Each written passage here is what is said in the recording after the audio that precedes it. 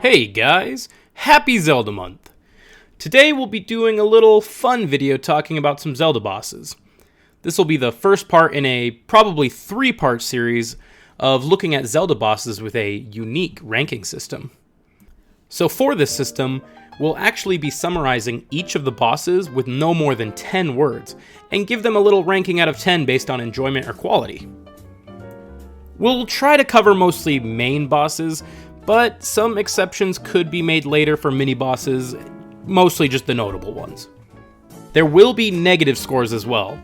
This doesn't mean that they're bad or worse than a 0, it just means that there's an ironic enjoyment to the fight. A bad boss can still be fun or funny to fight. Got it? Let's go! Great intro boss reminding you how small Link really is. Rolling, burning, sucking. Throw the bomb! More rolling. Meh. Oh, it's so gross. Please, please, no. Nightmare fuel. Super Zelda 64. Whack-a-dragon, baby. Probably the single best boss in all of Zelda. Worst boss, worst dungeon. Insanely unique and gritty design for a boss. Love it. Fire and ice do not play nice. After 7 long years, we play tennis? Oh, he's huge now. Stab him in the face. Using the light as a weakness is interesting, at least. Underrated boss, coolest areas. One of my personal favorite recurring enemies ever. This guy is something else, huh? At least it's not the worst water boss. Link, get big. Link, smash. This thing is so creepy. Why? What is even happening? Oh, okay, pretty intimidating now. Dun dun dun dun, dun dun dun. Okay, these bosses are really familiar. Holy, this is actually amazing! Tennis rematch. Great callback fight to Helmasaur. The weirdest bosses seriously are the best. This thing's mouth used to give me the biggest creeps. Another tennis rematch, but with a twist. Oh god, the bone cracking. Why? Almost the best Ganondorf fight, featuring Zelda. Again? Aesthetically defining boss for a grittier game. Goofy, but I love it. The Solemn Night characters just always get me. Deku Baba, but chunky. Definitely a theme with the corruption bosses here. This is why I hate the ocean. Look, I'm Tony Hawk! A bit of a snooze, but a really cool dungeon. Goma, but even more spider. Oh yeah, dragon battle! A formidable sorcerer, almost on par with Ganon. Ugh, this thing is gross. Let's just play tennis. Wow, okay, crazier than Ocarina's Beast Ganon. Cinematic duel and fun. You know what time it is. Why are you so gross? First real boss, it's okay. Motion controls are kinda bad though. Kind of interesting? Do I even need to say anything here? It's always the water bosses. Okay, actually kinda cool now, but why the tongue? Now with toes. Whales and their parasites, man. Finally, we're getting somewhere. Probably inspired Hyrule Warriors. Once you go black, you never come back. One of my favorite boss designs of any game. Period. Interesting take on the Automata enemy style. Returning enemy in an even more big and brutal form. Please don't eat me. Decent until phase 2. Decent after phase 1. See the pattern? 5 out of 10. Okay, this is where you get good at Flurry Rush. The Zant of Breath of the Wild. Yes! Sheikah at full strength. So cool. An imperfect amalgamation of fear and death. Super anticlimactic compared to other Ganon fights. Very Zonai. Love it. A good innovation. I guess? Never knew I needed this back. Thank you! After 100 tries, I finally felt accomplished. Well, at least it's not tennis, right? The best music in the entire game. El Yunobo, the Mafia boss. Dog fighting kaiju boss battle? Yes, please. Yunobo trickshot time. Why is he even here?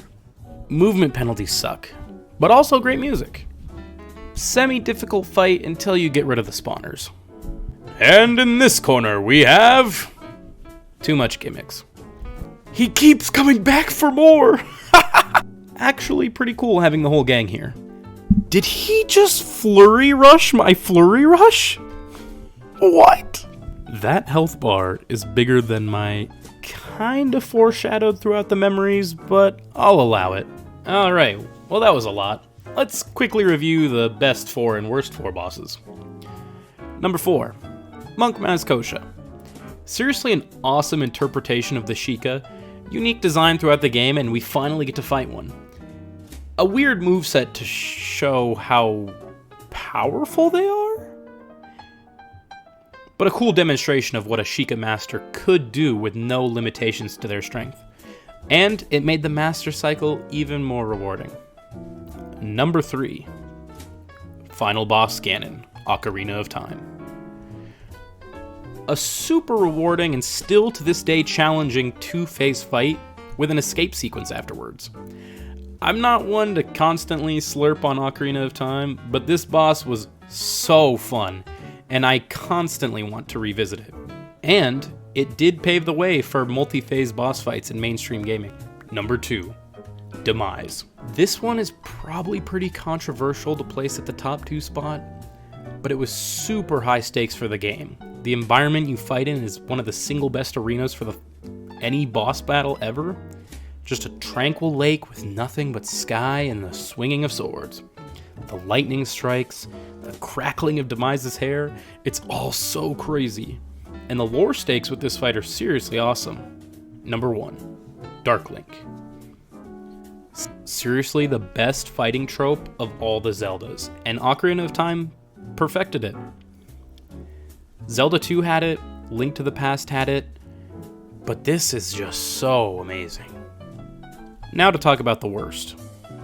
Number 4, Tantalus. It's always the water bosses.